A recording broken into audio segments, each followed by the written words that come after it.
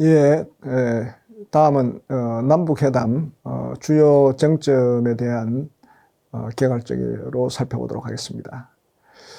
첫 번째는 남북한 상방의 기본 입장, 기본적인 입장을 살펴보면 냉전 시대와 탈냉전 시대로 구분할 수 있는데, 냉전 시대에는 북한은 한반도 공산화 전략에 따라 정치 군사 문제 우선 해결에 중점을 둔 반면에, 우리는 기능주의 통합 이론에 따라서 인도적 분야, 그리고 경제 사회 문화 분야, 그리고 정치 군사 분야 순으로 단계적으로 접근하는 방식이기 때문에 서로 회담의 진전이 이루어질 수가 없었습니다. 북한은 특히 이제 정치 군사 문제가 우선적으로 해결돼야 남북 관계가 해결되고 통일로 진전될 수 있다는 그런 입장인데 반해서, 우리는 남북 간의 분단으로 인한 체제 이념의 차이로 인해서 쉬운 문제부터 해결해서 점진적으로 어려운 문제로 풀어나가는 것이 남북관계 진전과 통일에 도움이 된다. 이와 같은 서로 상반된 입장을 가졌습니다.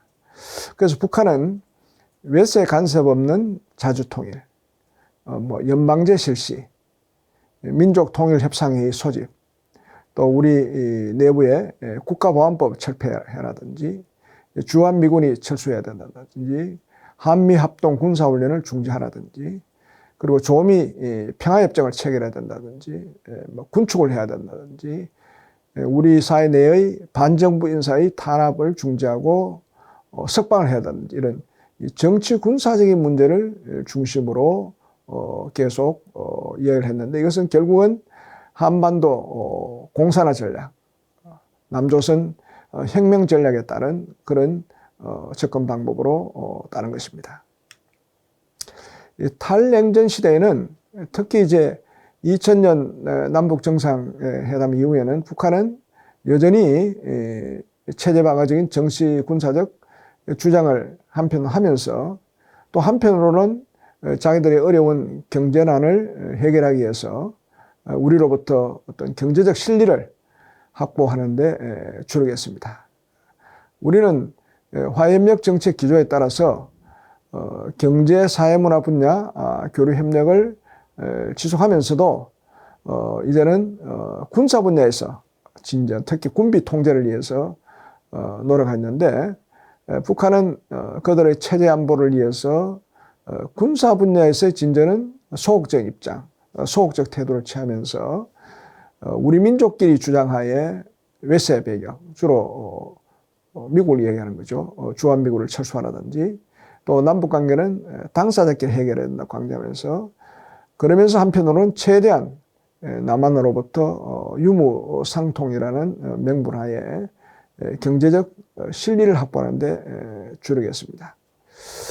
이런 탈냉전과 냉전 시대의 중요한 기본적인 입장의 차이를 바탕으로 해서 북한이 결정적으로 이행하지 않은 내용을 보면, 북한은 모두 김정일, 김정은 남한 방문하겠다 했지만 아직까지도 한 번도 남한을 방문한 적이 없고, 한반도 비핵화하겠다 그렇게 수많은 얘기를 했지만, 오히려 북한은 6차례 핵실험을 통해서 핵무기를 보유하는 나라로 결국은 가게 되는, 이와 같은 중요한 약속을 불이행하면서 기만적인 태도를 보였습니다.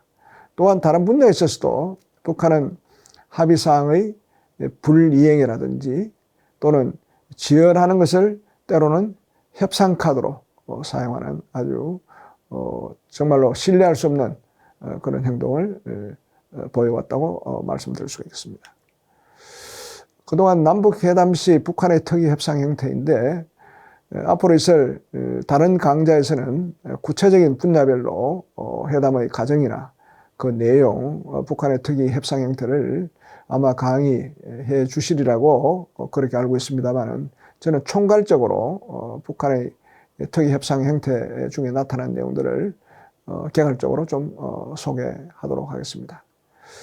첫 번째는 김영삼 정부 때 남북한의 여러 가지 특사 교환을 위한 접촉에서 북한의 대표가 우리 쪽 대표를 앞에 두고 서울 불바다가 나면 당신은 살아남지 못한다 하는 이런 위협적인 발언을 해서 상당히 논란이 되었습니다.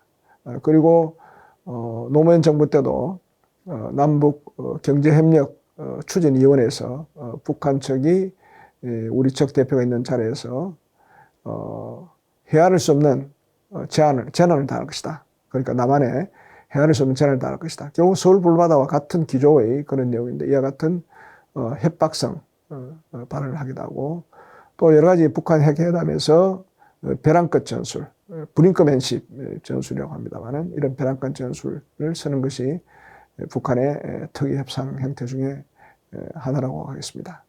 그리고 남북회담을 계속 해나가면서 북한은 똑같은 내용을 계속 되풀이 주장시켜서 자기 주장의 정당성을 계속 되풀이 이야기하고 그러면서 상대측으로 하여금 거기에 세뇌되도록 하고 또 상대측으로 하여금 그 주장을 들어주지 않으면 다른 분야에 진행이 되지 않도록 그렇게 주장하거나 또한 억지 주장도 하기 시작했습니다. 말이 안 되는 내용들을 왜곡하거나 억지 주장하거나 또 회담 자체를 지연시켜 나가서 상대방을 초조하게 만드는 특히 우리가 남북회담을 빨리 열어서 여러 가지 문제를 해결하고 또 실무적으로 진전을 시켜 나가려는 이런 심리를 잘 파악해서 지연작전을 써서 하는 이런 고도의 심리전을 나가는 그런 것도 특이 협상이 되겠습니다. 그리고 북한은 항상 회담할 때 보면 원칙부터 합의하자 이렇게 이야기를 많이 합니다. 7.4 공동성명에서도 통일 3대 원칙, 자주, 평화, 민족, 대단계 이렇게 원칙을 합의했습니다만 원칙을 합의한 이후에 세부 사항을 협상할 시에 북한의 의도, 북한의 원래의 계획 이런 것들이 나타나고 이걸 바탕으로 해서 북한 측 주장을 밀어붙이게 하는 그런 수법을 많이 쓰고 있습니다. 7.4 공동성명 때 자주라고 해놔놓고는 그 자주는 미국이 간섭해서는 안 된다. 다른 나라가 간섭해서는 안 된다. 남북 간의 통일 문제는 남북 간이 해야 된다. 이렇게 해서 자주를 그렇게 했고 그러면서 주한미군이 철수해라.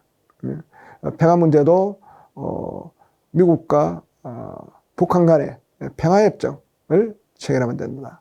남북 간의 평화협정이 아니라 북한과 미국 간의 평화협정을 체결하면 된다. 이렇게 했고 또 민족 대단결은 민족이 대단결하기 위해서 남한의 잘못된 북한 측이 주장하는 겁니다만은 제도를 바꿔야 된다. 남북 간이 왕래하자고 하면서 어떻게 남한에 국가보안법이 있느냐. 국가보안법을 철폐해라. 그리고 남한에 반정부 활동했던 사람들 또 특히 친북적 생각을 가진 사람들이 감옥에 있을 경우에 그걸 석방을 시켜야 남북 간의 회담을 진행하겠다 하는 이런 것도 많이 했었습니다. 또 합의사항과 다르게 북한 측에 유리하게 해석하고 이행하는 그런 주장도 했었습니다. A라고 합의해 놓고는 실제로는 이행하는 과정이나 그 뒤에 회담을 진행하면서 A-로 유리하게 해석해서 이것이 맞다. 이렇게 하지 않으면 남북 간에 기합의된 합의사항을 지킬 수가 없다 하는 이런 것도 하기 시작했습니다. 그리고 회담 일정을 남북 간에 약속한 회담 일정을 여러 가지 정치 군사적 상황이라든지 자기들이 유리하게 끌고 오기 위해서 일방적으로 파기하거나 연기하거나 또는 중단하는 그런 일들이 번번이 나타났습니다. 그리고 북한은 항상 회담을 할 때 체면을 아주 중시하는 것을 보았고 공식적으로 나타나는 이런 협상보다는 막후에서 실세들끼리 단편을 짓는 이런 협상을 선호했습니다. 그리고 협상을 하면서 협상 그 자체보다는 선전전을 하는 이런 데 익숙해져 있습니다. 특히 이제 남북회담을 처음 시작할 때는 기자들이 있는 앞에서 공개적으로 처음에는 회담을 하게 되는 경우가 있는데, 이때는 우리 남한 대표를 위한 것보다는 우리의 기자들 앞에 북한 주장의 정당성, 또 북한의 입장, 그리고 남한 입장의 잘못된 점, 이런 것들을 공개적으로 이렇게 하는 선전전이 있었고, 또 회담을 하는 과정에 있어서도 회담이 중단되거나 아니면 중간에 휴식 시간에 우리 기자들을 불러서 자기들의 입장의 정당성을 선전하는 이런 일들을 많이 했습니다. 그래서 북한은 협상보다는 자기 입장의 정당성을 강조하는 선전전을 협상에 이용하는 그런 행태를 많이 보였습니다. 비군사 분야에서 회담 현장에서 성군 정치의 이력입니다. 북한은 김정일 때 특히 성군 정치를 강조했는데, 남북 간에 특히 남북 장관급 회담에서 합의된 내용 중에 군사 분야에 대한 합의 내용은 북한은 지킬 수 없다고 이야기하고 있습니다. 왜냐하면 북한은 선군 정치를 하기 때문에 군부는 이 남북 장관급 회담, 이와 같은 군사 분야가 아닌 분야에서 이야기한 것에 대해서 구애를 받지 않는다, 이런 식으로 했었는데 실제로 그런 일들이 많이 생겼습니다. 그래서 과거에 남북 장관급 회담에서 장성급 회담을 하기로 했었는데, 북한이 장성급 회담을 이행하지 않는 사례들이 자꾸 발생해서 우리 남북 장관급 회담의 수석 대표가 북한의 잘못된 행동을 고쳐야 된다 하는 각오로 회담을 합의문이 없이 중단하는 그런 사태가 발생했는데, 북한이 그때는 우리 회담 대표를 다시 붙잡아서 회담을 하자고 해서 결국은 남북 장성급 회담을 개최하게 된 그런 상황도 있었습니다. 북한은 어떻게 됐든 군부의 힘이 많이 세다는 것을 우리가 알 수가 있습니다. 그리고 북한 측 대표가 절대로 그냥 넘어갈 수 없는 성격이 있는데, 이런 분야에 대해서는 우리 남북회담 대표단들이 북한과 회담할 때 우리가 주의사항으로 항상 이야기하는 겁니다만은, 예를 든다면 북한의 최고 지도자인 김일성이나 김정일, 김정은에 대해서 함부로 이야기해서는 안 되고, 또 북한 사람들이 상의에 달고 있는, 우리는 뭐 배지라고 합니다만 그 사람들은 그런 여러 가지 배지라고 하면 상당히 화를 내고, 그걸 손가락으로 가르치면 더더구나 화를 내며, 자기들은 모시는 형태, 두 손으로 이렇게 모시는 이렇게 가르치는 이런 형태를 띄어야 된다고 합니다. 이것은 뭐냐면 북한의 정치 체제 중에 북한의 당규약이나 헌법보다도 더 상위 규범인 유일 사상 체계 10대 원칙, 김정은 돌아서는 유일 영도 체계 10대 원칙을 합니다만은, 김일성, 김정일, 김정은에 대해서는 그 어떤 누구도 함부로 해서는 되지 않고, 그들에 대해서 뭔가 권위에 훼손되는 일이 발생하면 북한 사람들은 거기에 대해서 반드시 항의를 하고 행동을 할 수밖에 없는 그런 정치 문화 속에서 살아왔기 때문에, 이와 같은 절대로 그냥 넘어갈 수 없는 성역이 발생하면 상당히 많은 회담도 지체가 되고 문제가 되는 일들이 많았습니다. 가끔 과거에 금강산에 가게 되면 북한의 여러 가지 글들을 바에 많이 적혀져 있습니다. 그 글들 중에 하나가 천출명장이라고 적혀 있는데, 북한 입장에서는 하늘에서 내려온 명장이다, 하늘에서 내려온 명장이라는 건데, 우리 쪽에서 그걸 천출을 천안 출신 명장이냐 이렇게 농담적으로 한 것이, 그것이 문제가 되어서 엄청나게 남북 간 행사가 중단되고, 또 북한이 그냥 넘어갈 수 없기 때문에 반성문도 쓰는 이런 사태, 이런 일들이 많이 생겼습니다. 과거에 1990년대 말에 북한의 심포에 경수로 발전소를 건설할 때 초기에 우리 한국 측의 인원들이 거주할 숙소가 없어서 게스트하우스, 북한이 과거에 러시아 사람들한테 만들어줬던 게스트하우스에 투숙을 했었는데 북한 사람들이 항상 우리 남한 측 인원들에게 보라고 노동신문 같은 것을 항상 이어주었습니다. 우리는 뭐 국내에 있는 신문들이야 우리 당사자가 자유롭게 뭐 보기도 하고 뭐 다른 거로 물건을 살 때 쓰기도 하고 또 어떨 때는 휴지로 국에서 버리기도 하는데 우리 숙소가 완공이 되어서 북한이 제공한 게스트하우스에서 남쪽으로 우리 숙소로 이사를 할 때 그때 우리 인원들이 그런 북한의 노동신문을 그냥 쓰레기통에 버린다든지 했었는데 그때 북한 측 여성 그걸 관리하는 여성이 김정일 위원장의 얼굴이 있는 노동신문을 남쪽 사람이 국에서 쓰레기통에 버렸다고 해서 그것이 큰 문제가 되었습니다. 그래서 그 문제 때문에 상당히 곤욕을 치렀는데 이와처럼 북한 측 대표가 절대로 그냥 넘어갈 수 있는 이런 성역적인 요소에 대해서 북한은 모든 회담을 중단할 수 있는 그런 형태도 보였습니다. 그리고 개성공단 토지 임대료 협상 시 널뛰기 금액인데 특히 이 투자 규모라든지 특히 금액을 산정하는 데 있어서는 북한은 합리적 경제적 계산이 아니라 그냥 무조건 우리가 이해하기에는 전혀 이해될 수 없는 그런 금액을 요구하기도 하고 그 금액이 내려왔다가 또 그 다음 회담할 때 다시 올라갔다 내려갔다 하는 이런 뭐라 할까 기준이 없는 이런 널뛰기 금액을 많이 하는 것도 우리가 많이 목격했습니다. 그리고 식사 투쟁입니다.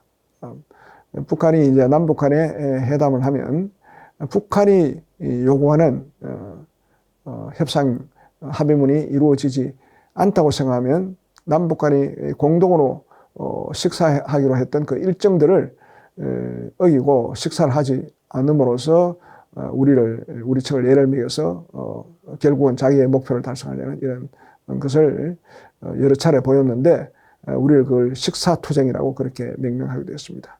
그리고 심지어는 한국에 와서 북한으로 넘어갈 때 비행기 출발 시간을 지연시켜서 우리 남쪽 사람들을 예를 먹이라. 그러니까 우리의 여러 가지 사정에 괴롭히는 그런 일들까지도 하는 정말로 비합리적인 비상식적인 협상 형태를 많이 보인 것도 하나의 특이 협상 형태라고 하겠습니다. 이와 같은 특이 협상 형태는 앞으로 있을 각 주제별 강의를 하는 가운데 그때그때마다 이러한 내용들이 아마 소개되리라고 저는 생각합니다. 7번째, 이제 남북관계의 큰 흐름을 이해하는 것이 남북회담의 큰 흐름을 이해하는 데 도움이 되리라고 생각합니다. 제가 첫 번째 남북회담의 현황을 이야기하면서 어떤 정부 때는 엄청나게 남북회담이 많이 열렸고 또 특히 어떤 연도에는 남북회담이 많이 열렸는데 남북회담은 첫 번째는 큰 국제정세의 흐름에 영향을 많이 받고 두 번째는 북한이 어떤 생각을 갖고 있는가 하는 것도 많이 영향을 받습니다. 그리고 남북관계가 진전이 되었다가 또 후퇴했다가 하는 것은 북한 핵 문제 때문에도 영향을 많이 받는 이런 큰 흐름이 있기 때문에 우리가 남북회담의 개최 현황의 빈도수를 연대별로 정부별로 또 그때그때마다 달라지는 내용을 이해할 때는 이런 큰 틀 속에서 살펴보아야 남북회담의 개최라든지 합의문이 어떻게 합의가 되고 그것이 어떻게 이행이 되다가 또 그것이 어떻게 중단되는 사태가 발생하는 것은 이러한 큰 흐름을 이해하는 것이 중요하다고 생각했습니다. 첫 번째는 이제 국제 정세와 남북 관계입니다. 그동안 남북 관계사를 살펴보면 변화하는 국제 정세에 영향을 받아서 남북 관계의 기복 현상이 발생했습니다. 1960년대 말까지 냉전 시대에는 남북 간에도 영향을 받아서 남북 간에 거의 사실상 대화가 남북회담이 없었습니다. 제가 남북회담 시기별 구분할 때 64년도에 동경올림픽 대회에 남북 간 단일팀을 구성하기 위해서 남북체육회담이 열렸다고 하지만 그것도 그 당시에 국제올림픽위원회에서 남북 간 단일팀으로 가는 것이 좋을 것이라고 해서 중재해서 이루어진 것인데 결국은 그것도 여러 가지 정치적 문제로 인해서 회담을 하다가 중단된 바가 있습니다. 이와 같이 이런 국제 전체적인 흐름 속에서 남북회담이 영향을 많이 받게 되겠습니다. 두 번째는 1970년 전후로 미국과 중국 간의 대탕트 흐름이 있으면서 또 미국은 미국대로 중국은 중국대로 또 우리 정부와 중국 정부 간에 여러 가지 얘기가 있었으리라고 생각합니다만은 그런 흐름 속에서 이런 미중 간의 대땅대 흐름에 맞춰서 남북도 같이 이런 대땅대 흐름을 따라서 7.4 남북 공동성명이 발표되는 그런 일이 있었습니다. 이것도 결국에는 계속 진행이 되지 않았지만 7.4 남북 공동성명에 따라서 정치 분야에서는 남북조절위원회 또 인도적 분야에는 남북적시자 회담이 열렸습니다만 북한은 이와 같은 회담을 자기들의 대남 공산화 전략에 활용해서 우리에게 다양한 요구를 했었습니다만 그 요구는 우리가 받아줄 수 없는 요구였습니다. 예를 든다면 국가보안법을 폐지하라든지 주한미군이 철수해야 된다든지 이런 것은 우리의 안보에 상당히 중요한 일들이기 때문에 쉽게 북한과 합의해서 이행할 수 있는 내용이 아니었습니다만 어떻게 됐든 이런 대땅트 흐름 속에서 70년대에 남북회담이 진행되었습니다. 그리고 80년대 말에 탈냉전입니다.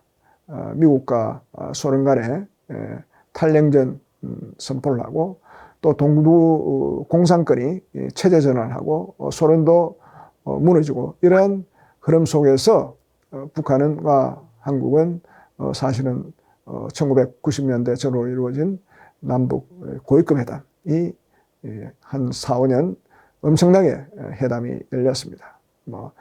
예비 준비 때부터 시작해서 중단대회까지 한 4년 이상을 남북 고위급 회담과 관련되어서 회담을 했습니다만 이와 같은 탈냉전 분위기 때 이루어졌고 그리고 이러한 과정을 통해서 남북 기본 합의서 그리고 한반도 비핵화 공동선언 사실은 남북 기본 합의서와 한반도 비핵화 공동선언이 90년 초에 반려되어서 그것이 그대로 이행이 됐다면 사실은 지금은 거의 통일이 되다시피 했으리라고 생각합니다. 그러나 북한은 여러 가지 국제 정세가 자기들에게 불리한 것을 위기를 느끼고 또 우리는 이러한 흐름 속에서 북한과 교련력을 통해서 미래의 통일을 위해서 준비를 해야 되기 때문에 북방정책 7.7 선언에 따른 적극적인 남북회담을 추진하고자 하는 이런 사안과 맞아떨어서 서로 총리회담을 오랫동안 했었습니다만 그 결과로서의 남북기본 합의서와 비핵화 공동선언 이것은 제대로 이행이 되지 않았습니다. 그 이후에 김대중 정부 때부터 노무현 정부 등등 해서 여러 가지 화해협력의 기운으로 많은 회담이 열렸고 또 문재인 정부 때도 평화 프로세스 속에서 많은 회담이 열리고 정상회담이 열렸지만 2020년대 초부터 시작되는 신냉전 이것은 이제 미국과 중국 간의 패권 경쟁 그리고 러시아의 우크라이나 공격에 따른 러시아와 서방 세계의 대립 그리고 북한이 핵무기를 갖는 이래서 러시아와 중국과 북한이 연대하게 되고 또 우리는 미국과 일본과 연대되는 이와 같은 신냉전 구도의 흐름이 발생함으로써 결국은 회담도 중단되는 이런 상황이 되었습니다. 그래서 냉전 시에는 대화 없는 남북 대결이 진행되었고 대땅터 시대에는 대화가 있는 남북 대결이 진행되었고 탈냉전 시대에는 대화 및 여러 가지 남북 간의 협력이 활성화되고 이제 최근에 신냉전 시대는 또다시 대결 구도로 돌아가는 이런 큰 흐름 속에서 남북회담의 개최 여부가 영향을 받는 그런 상황을 이해하시면 되겠습니다. 두 번째는 남북한 국력의 차이와 남북관계입니다. 그동안 남북관계사를 살펴보면 남북한 간 국력이 우세한 편에서 공세적인 태도를 보였던 경향이 있습니다. 그건 뭐 국제사회가 마찬가지입니다만은 국력이 우세한 쪽이 열세한 쪽에 좀 더 적극적으로 뭐 어떤 형태든 적극적인 공세적인 경향이 있겠습니다만은 특히 1960년대 말까지는 북한이 사실상 우리 남보다 상대적으로 여러 면에서 우세했기 때문에 북한이 대남 공세적 여러 가지 제의라든지 여러 가지 접근을 많이 했습니다. 물론 또 군사적인 어떤 접근도 많이 했습니다만은 어쨌든 60년대 말까지는 북한이 오히려 더 대남 공세적이었다고 볼 수 있겠고 그리고 남북한이 상호 대등하게 된 1970년대 초, 뭐 1972년쯤 갔어야 남북한의 1인당 GNP가 비슷해지는 한국은행 통계에 하면 72년 가서 남북한이 1인당 GNP가 312불이든가 하여튼 뭐 그 정도 300불 정도 조금 넘게 되었습니다만 이때부터 남북 상호 간에는 상호 공세적이면서 상호 냉정적 공존하는 그런 형태가 되었습니다. 그래서 상호 간의 공세를 하다 보니까 남북 회담이 열리게 되는 그런 형태가 되었습니다. 다음은 1980년대 말부터 남한이 상대적으로 우세하면서 특히 노태우 정부 때 북한에 대해서 여러 가지 교류 협력 사업, 남북회담 이런 것에 대해서 공세적으로 나섰고 북한은 여러 가지 국제정세 위기를 느끼고 자기 체제 방어, 특히 불가침, 군사적인 문제에 관심을 갖고 남북 간에 회담을 많이 하면서 남북 기본 합의서 그리고 한반도 비핵화 공동선을 하는 이런 협력적 공존이 이루어졌고 특히 이제 이런 협력적 공존이 활성화되었던 그 시기는 김대중 정부, 노무현 정부 때 김정일 위원장이 어려운 경제난을 해결하기 위해서 실리 전략, 대남 실리 전략을 채택함으로써 이와 같은 회담을 활용했던 적이 있습니다. 이럴 때는 협력적 공존을 할 수 있습니다만은 사실은 내면적으로는 북한은 남한으로부터 여러 가지 식량이라든지 비료라든지 뭐 원자재라든지 이런 그 경제적 실리를 택하면서 또 한편으로는 또 북한의 내부 자원은 총동원해서 북한의 핵 그리고 미사일을 개발하는 이중적 전략을 짰습니다만은 이런 시절이 있었고 그래서 북한은 자기들이 필요할 때는 남한과 협력적 공존을 하기도 하고 또 자기가 필요 없거나 상황에 따라서는 냉전적 대결적 공존하는 이런 양상을 보여왔습니다. 세 번째는 북핵 문제와 남북관계입니다. 그동안 남북관계사를 살펴보면 1980년 말 북핵 문제가 발생하면서 남북관계에서는 사실은 가장 중요한 것 중에 하나가 북한 핵 문제를 해결하기 위한 노력의 일환이라고도 볼 수가 있습니다. 1980년대 말 북핵 문제 초기 단계에서는 북한 핵 문제를 해결할 수 있다는 어떤 낙관적 궤도로 남북관계가 운영했고 이러한 북한 핵 문제를 해결하기 위한 많은 남북회담의 노력들이 많이 있었습니다. 그러다가 1990년대 중반부터는 북핵 문제 해결을 위한 정책 차이가 나타나기 시작했습니다.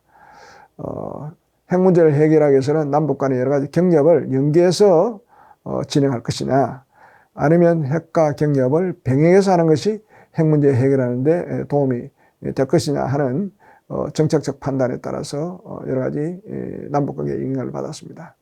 특히 이제 김영삼 정부나 이명박 정부 또 박근혜 정부는 핵 문제를 해결하기 위해서는 남북 간에 여러 가지 실질적 경제적 이익을 주는 경제 협력과 연계해야 된다는 그런 생각을 가졌고, 그러나 이제 김대중 정부나 노무현 정부 그리고 문재인 정부는 핵 문제를 해결하기 위해서는 경제 협력을 병행해서 북한에 이익을 줌으로써 핵 문제를 풀 수 있다는 이런 정책적 판단 때문에 이것이 여러 가지 남북관계 회담이라든지 남북관계에 영향을 주게 됐습니다. 북한이 1차 핵실험 이후에 남북관계가 긴장되고 대결 국면으로 가고 또 진전되는 이런 일들이 계속 되풀이 됐습니다. 그것은 김대중 정부, 노무현 정부, 박근혜 정부, 이명박 정부, 박근혜 정부, 그리고 문재인 정부, 또 앞으로도 윤석열 정부에도 이와 같은 일이 똑같은 패턴이 진행이 되지 않을까 그렇게 생각합니다. 진전되었다가 중단되었다가 또 위기가 왔다가 또다시 회담이 열렸다가 협력이 되었다가 또다시 중단되었다가 긴장이 갔다는 이런 되풀이되는 데자뷰 같은 현상이 앞으로도 계속 전개되지 않을까 그렇게 예측을 해봅니다. 그다음에 북한의 정권에 따른 남북관계입니다. 김일성, 김정일, 김정은 시대에는 크게 보면 기본적인 대남 전략에 큰 차이가 있습니다.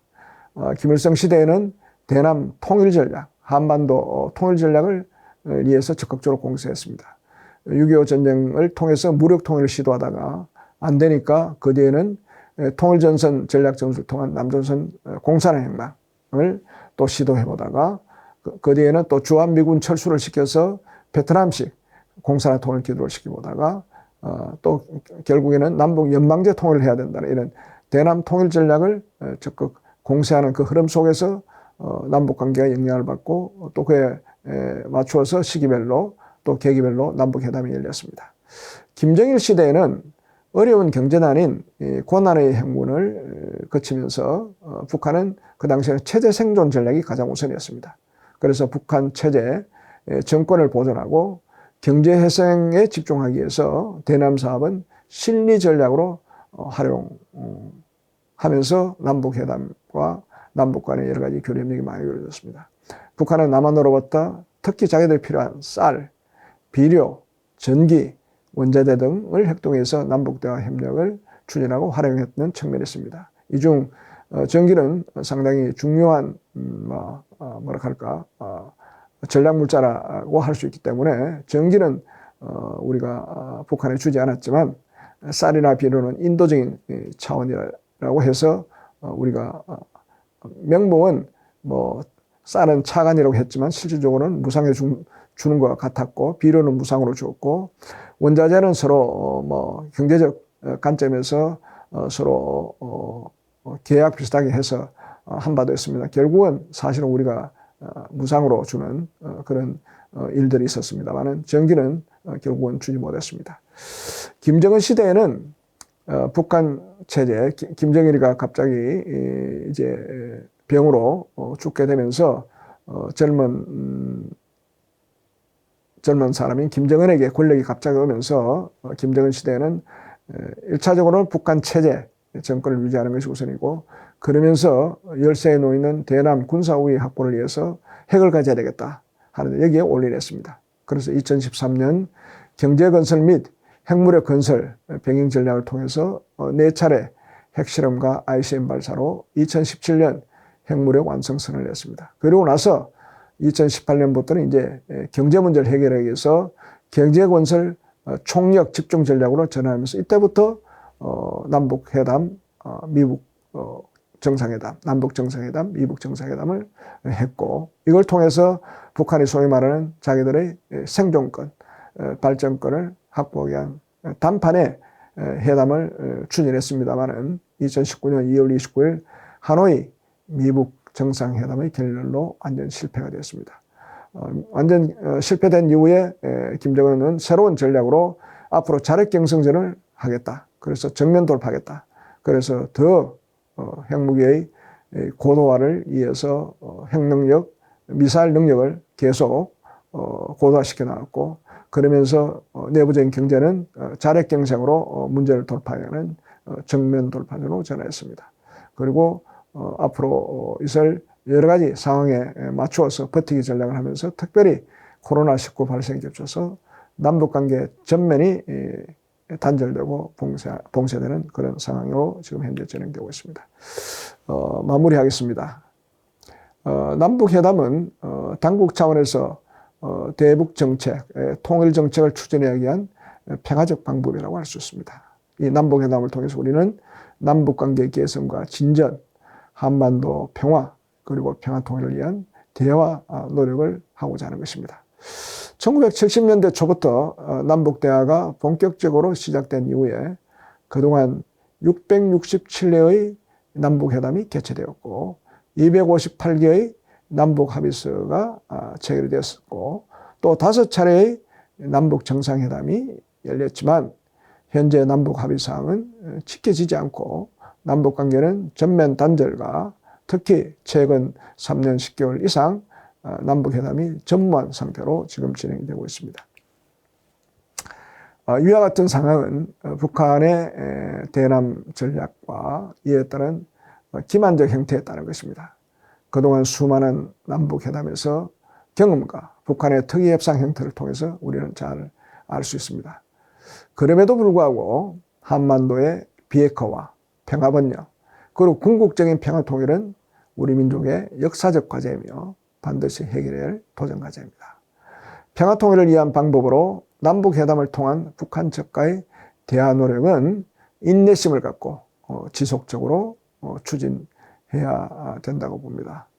지피지기면 백전백성, 백전불태라고도 합니다만 백전백성이라 했듯이 우리가 오랫동안의 남북회담사를 통해 본 북한의 협상 형태를 잘 파악해서 지혜롭게 대처해 나가는 것이 필요하고 반드시 북한을 잘 아는 또 능력 있는 대북 협상 일꾼들을 육성하는 것이 앞으로의 남북관계를 잘 지혜롭게 대처해 나가서 필요하다고 생각합니다. 이상으로 남북회담의 역사 전반에 대한 경활적인 설명과 강의를 마치도록 하겠습니다.